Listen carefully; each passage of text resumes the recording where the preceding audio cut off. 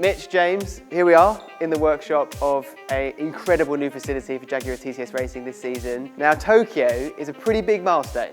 It's Jaguar's 100th race in Formula E. That is a big deal. My first question is, does it feel like 100 or does it feel like yesterday, Mitch?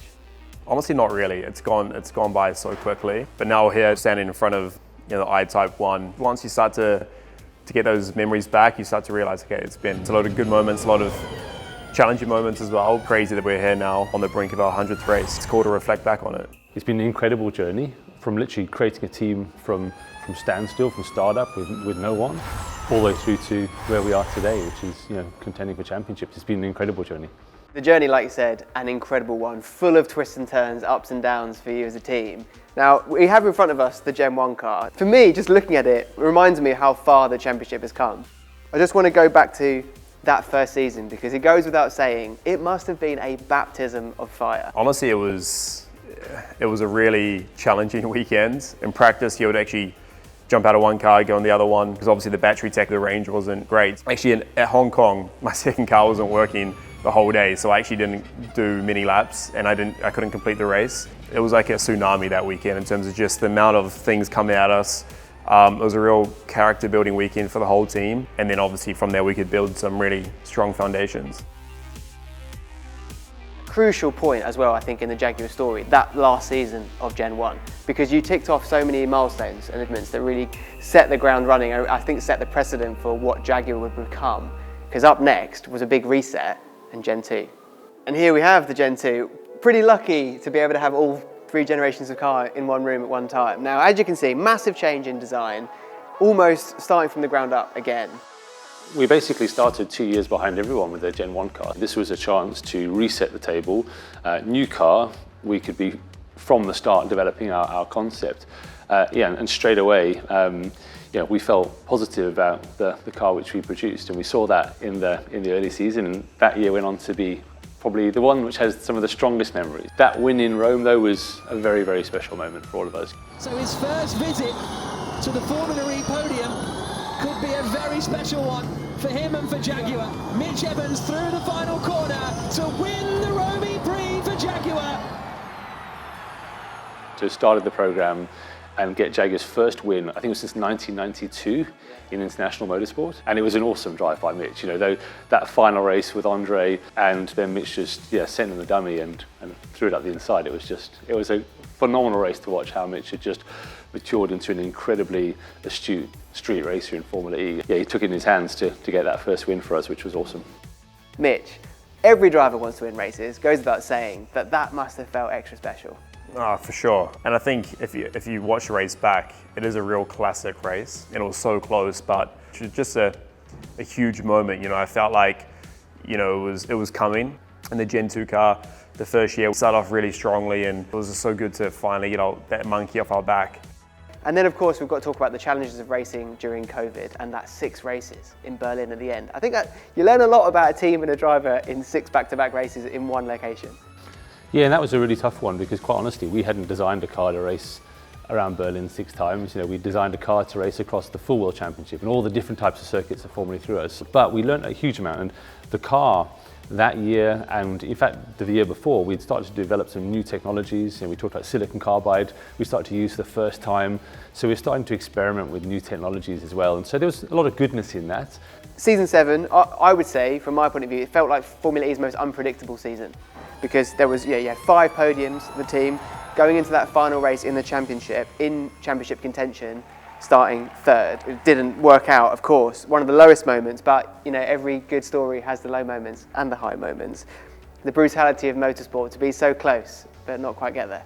It's a great year with the fact that, we built a really competitive car.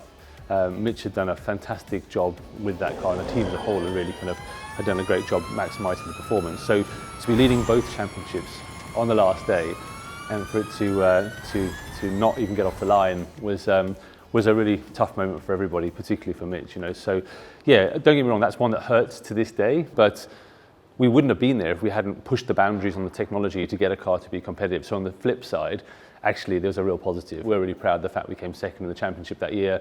We've taken another big step forward. We had more podiums than ever before. A very solid way to end the Gen 2 era, pushing for the championship again, bringing it into the final weekend of the season, and an eventful weekend as well, on and off the track. I remember the weather, it was crazy. That wrapped up Gen 2. And what came next was another reset, the biggest one yet, the biggest technical development in Formula E history, into Gen 3. So here we have it, the car that we know very well, the one that's being raced at the moment. Now, to say this was a leap in technology, an understatement. 75% more power than on Gen 1, 322 kilometers per hour top speed, and then 6 times the regen capabilities of Gen 1. So massive, massive leap. I would go as far as saying it was reinventing electric racing.